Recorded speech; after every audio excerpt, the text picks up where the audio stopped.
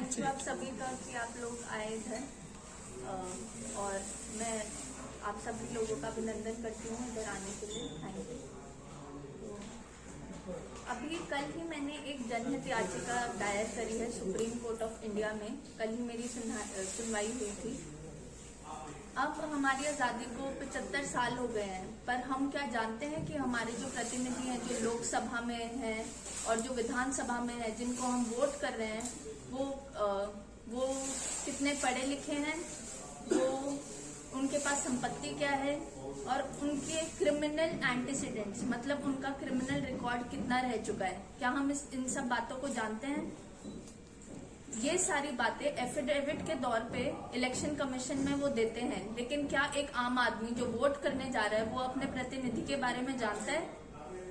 अब 17th लोकसभा में 29% हैं ऐसे प्रतिनिधि जो कि क्रिमिनल्स हैं। उनके ऊपर मर्डर, रेप और इतने जो हमारे पूरे देश के अगेंस्ट चार्जेस लगे होते हैं वो लगे हुए हैं, और वो हमने खुद चुन के उनको अपना प्रतिनिधि बनाया है। मेरी जो याचिका है उसमें मैंने ये मांगा है कि जो रेलेवेंट इंफॉर्मेशन है, ये सुप्रीम कोर्ट ने कहा है इसको रेलेवेंट इंफॉर्मेशन, जो कि एक प्रतिनिधि के, एक कंटेस्टिंग कैंडिडेट के क्रिमिनल एंटीसीडेंट्स, उसके एजुकेशनल क्वालिफिकेशन और उसकी संपत्ति, दैट इज उसके असेट और लायबिलिटीज बताए जाए। और ये सिर्फ एफिडेविट में दबे ना रहे, बल्कि जो पोलिंग बूथ होता है जहां पे वोट देने जाते हैं, वहां पे एक बड़े से बोर्ड पे लिखा जाए उस प्रतिनिधि का नाम, उसका एड्रेस, उसके असेट लायबिलिटीज, उसकी क्वालिफिकेशन और उसके क्रिमिनल रिकॉर्ड्स, ताकि जो वोटर है वो एक इन्फॉर्म्ड डिसीजन बना पाए। अभी तक हम जो वोट करने जाते हैं वो हमें जो दिखाया जाता है, जो बताया जाता है, उसके हिसाब से हम कर लेते हैं। पर एक बार एक वोटर के पास, एक आम आदमी के पास अगर ये सारी इंफॉर्मेशन हुई तो फिर वो एक इन्फॉर्म्ड डिसीजन बना सकता है और अपने देश का भविष्य सुधार सकता है। अगर आप लोगों को पता है कि हम इस इंसान ने मर्डर किया है, मर्डर सिर्फ उस परिवार का नहीं होता जिसका बंदे को मारा गया है। मर्डर एक ऐसा अपराध है जो कि अगेंस्ट द स्टेट होता है, पूरे देश के अगेंस्ट। तो जो ऐसा अपराधी है जिसने अगेंस्ट द स्टेट क्राइम करा हुआ है, तो हम उसको प्रतिनिधि क्यों चुनेंगे? तो मेरी ये मांग थी, मेरी ये प्रेयर थी याचिका में कि हम अपना प्रतिनिधि इन्फॉर्म डिसीजन की तरह चुने और हमें ये सारी रेलेवेंट इन्फॉर्मेशन पता होनी चाहिए। इसको सुप्रीम कोर्ट ने सराहाया और इलेक्शन कमीशन को इस पिटीशन को सुनने के लिए कहा और इस पे कार्यवाही आगे बढ़ाने के लिए कहा है। अक्सर देखा गया है कि जो गवर्नमेंट में डिपार्टमेंट्स होते हैं, जैसे किसी एजुकेशन डिपार्टमेंट का जो नेता है, उसका एजुकेशन से कोई दूर दूर तक नाता ही नहीं होता। अगर बात की जाए क्राइम की, तो क्राइम में भी अक्सर देखा गया कि जिसके पास ये डिपार्टमेंट है, उनका मतलब इस तरीके का कोई भी बैकग्राउंड नहीं होता, फिर भी उन्हें ऐसी जिम्मेदारियां दे दी जाती है। हमारा जो लोकतंत्र है उसमें सबसे ज्यादा अहम भूमिका और सबसे ज्यादा जिसे सुप्रीम माना जाता है, जिसके ऊपर कोई नहीं है, वो है जनता। और जनता ही ऐसे लोगों को इलेक्ट करके ऐसी पोजीशंस पे पहुंचा रही है। तो इसमें मैं जनता की गलती नहीं मानती, क्योंकि उस जनता के पास वो, उनको पता ही नहीं है कि वो उन लोगों को वोट कर रहे हैं जो खुद ही उसके लायक नहीं है।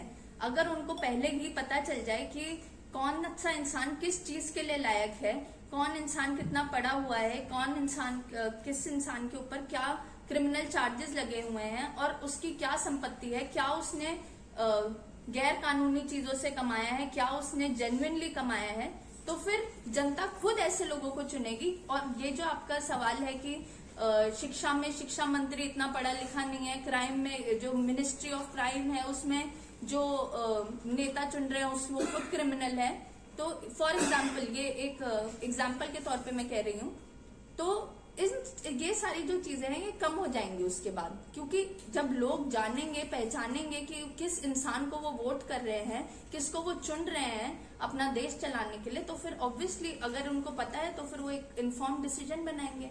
2002 में एक याचिका डली थी, union of India versus association of democratic reforms. उसमें सुप्रीम कोर्ट ने खुद बोला था कि ये रेलेवेंट इंफॉर्मेशन जो है, जो कि ये 3 पैरामीटर्स हैं, एजुकेशनल क्वालिफिकेशन, क्रिमिनल एंटीसीडेंट्स और assets and liabilities of the contesting candidates. ये जो 3 चीजें हैं ये इलेक्शन लड़ने वाले हर एक इंसान को अपनी बतानी है। तो एफिडेविट्स के थ्रू सारे कंटेस्टिंग कैंडिडेट्स वो बताते थे। जैसे इन्होंने बताया कि 2 साल पहले 2018 में एक याचिका लगी थी, उसमें उन्होंने लूप होल्स निकाल के कि एक दिन किसी भी ऐसी जो न्यूज़पेपर नहीं पढ़ा जाता उसमें ऐड निकाल दी, अपने ये सारी चीजें बता दी, या अपने सोशल मीडिया पर डाल दिया जिसमें शायद ही कोई फॉलोअर्स हो, तो एक तरीके से उसको फॉर्मेलिटी बना दिया। मेरी जो याचिका है उसमें कोई लूप होल नहीं है कि इस चीज को कोई नहीं रोक सकता कि जहां पोलिंग बूथ है उसको छुपा के लगा दे उस बोर्ड को। मैंने अपनी याचिका में साफ साफ लिखा है कि कॉन्स्पिक्युअस प्लेस, मतलब जो एंटर करते ही साफ साफ दिखाई दे लोगों को, और जो लोग नहीं देख सकते या जिन लोगों को पढ़ना नहीं आता तो फिर ऑडियो विजुअल चले ताकि उनको ये इंफॉर्मेशन मिले। तो अगर जो इंसान वोट करने जा रहा है उसके पास वो इंफॉर्मेशन होगी तो फिर इसमें कोई भी लूप होल नहीं रह गया कि उससे लोग कैसे बचेंगे। अभी तक ऐसी कोई याचिका नहीं डली है, ये एक इंडिपेंडेंट याचिका है अपने आप में। अभी आपने कहा कि सबसे बड़ी पावर जनता है, लेकिन अक्सर इलेक्शन में देखा गया जो जनता है वो कास्टिज्म के ऊपर वोट ज्यादा करती है। तो ऐसी जनता को आप क्या कहना चाहेंगे कि आपने जो पिटीशन लगाई है अगर वो एप्लीकेबल हो जाती है तो जनता को किस तरीके से फायदा होगा? कास्टिज्म, कम्युनिटीवाद, अपना भाई बंद, ये इस चीज पे तो मैं कुछ कह नहीं सकती, पर जो पार्टी सिंबल होता है कि हम प्रतिनिधि को नहीं जानते पर किसी नॉन पार्टी से खड़ा है, मान लो कि हम एक फूल वाली पार्टी है उसके प्रतिनिधि को जानते हैं या उस पार्टी का बहुत नाम है तो फिर हम उसको वोट दे देंगे। तो इस चीज को रोकने के लिए मेरी ही एक याचिका थी जिसमें ईवीएम पर फोटो लगती है, आप वोट करने जाते हैं कैंडिडेट की फोटो होती है। तो इस याचिका के पीछे मेरा मकसद ये था कि जो भी प्रतिनिधि को वोट करने जा रहे, जो भी आम आदमी वोटर है, वो ये जाने कि हमारा लीडर कौन है, उसको पहचाने और उसको वोट दे, ना कि कोई पार्टी को। तो पार्टी सिस्टम जो है उसका भी मैं विरोध करती हूँ क्योंकि वो हमारे लोकतंत्र के लिए ठीक नहीं है। आप क्या मानते हो मैम, कितने ऐसे नेता होंगे जो इस तरह की क्राइम एक्टिविटीज में होंगे जिन्होंने इलेक्शन लड़ करके जो है वो चुनाव जीते भी हैं?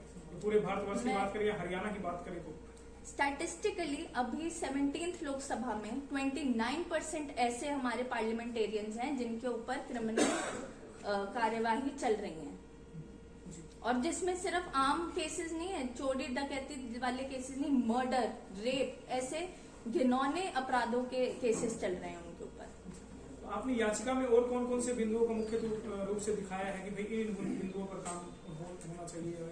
हमारा मेन जो प्रेयर थी, प्रेयर नंबर 1, उसमें हमने यही कहा है कि जो रेलेवेंट इन्फॉर्मेशन है, जो सुप्रीम कोर्ट ने अपने खुद के शब्दों में ये कहा है कि लोकतंत्र को जिंदा रखने के लिए हमारे जो वोटर्स हैं उनको ये रेलेवेंट इन्फॉर्मेशन पता होनी चाहिए कि वो जो भी कंटेस्टिंग कैंडिडेट्स हैं उनके बारे में ये 3 चीजें जाने कि उनके ऊपर क्या क्रिमिनल रिकॉर्ड्स चल रहे हैं, क्या उनकी संपत्ति पहले थी, क्या उन्होंने कमाई है, कैसे कमाई है, और उनकी एजुकेशनल क्वालिफिकेशन क्या है। आम जनता को किस तरीके से फायदा मिलेगा? आम जनता एक इन्फॉर्म डिसीजन बनाएगी तो फिर जो ढकोसलेबाजी होती है कि उनको जो बुद्धू बनाया जाता है कि हम ये कर देंगे वो कर देंगे, अगर वो कोई पढ़ा लिखा प्रतिनिधि अपने लिए चुनती है जिसका एक साफ कैरेक्टर का इंसान है जो, और जिसकी संपत्ति सही डायरेक्शन से कमाई गई है, तो फिर वो इंसान में खोट हो ही नहीं सकती। वो जो प्रॉमिस करेगा वो साफ कैरेक्टर का इंसान वो डिलीवर करेगा, और इसी में आम आदमी की भलाई है। आम आदमी अपना प्रतिनिधि इसीलिए तो चुनता है कि वो जो प्रॉमिस कर रहा है वो उसको डिलीवर करे। पर ये क्या पहले उनको जो बोला जाता है बाद में भूल जाते हैं कि हमने बोला था एक बार पावर में आने के बाद। मैम, किसी का नाम सामने लाना चाहेंगे जिसके लिए आपने याचिका डाली है? नाम तो बहुत है, मैं किस किस का नाम सामने ला सकती हूँ।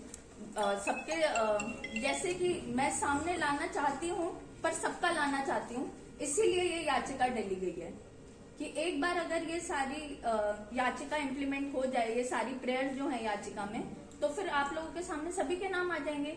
आप रिपोर्टर्स हैं, आप सबके बारे में पता होता है तो आप लोगों को ही नहीं पता कि कौन कौन 29% क्रिमिनल्स हैं पार्लियामेंटेरियंस, तो वो कौन कौन है।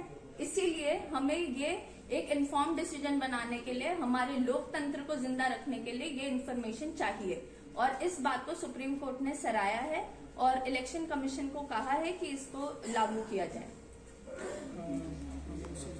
एयरपोर्ट से पहले रोड चाहिए, वो भी शायद आके ऐसा कुछ। हाँ जी। उसको मिक्स मत करें। नहीं, वो वैसे पूछ रहे हैं।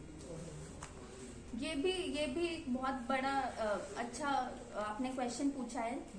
तलवंडी राना लिख सकते हैं।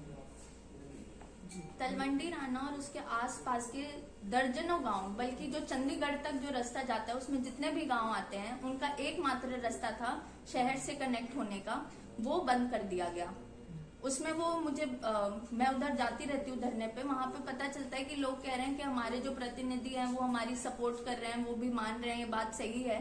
मैं उनसे ये पूछना चाहती हूँ कि जो प्रतिनिधि हैं, अगर उनकी कॉन्स्टिट्यूएंसी में कुछ हो रहा है तो फिर उसके बारे में उनको पहले से पता होता है। प्लानिंग पहले होती है कंस्ट्रक्शन या डिस्ट्रक्शन से पहले।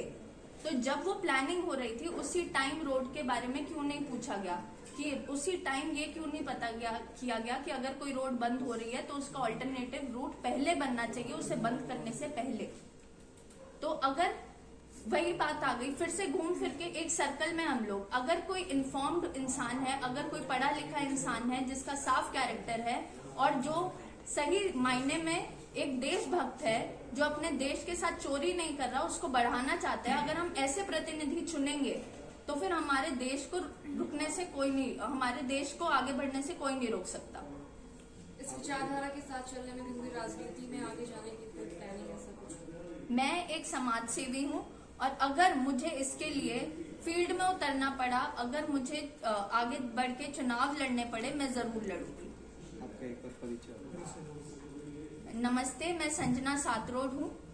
मैं अभी तक वातावरण, लोकतंत्र, अर्थव्यवस्था जैसे चीजों में के लिए मैं जनहित याचिका लगा चुकी हूँ और आगे भी लगाती रहूंगी। ये कुछ क्षेत्र ऐसे हैं जिनमें मैं काम करती हूँ और करती आई हूँ और करती रहूंगी।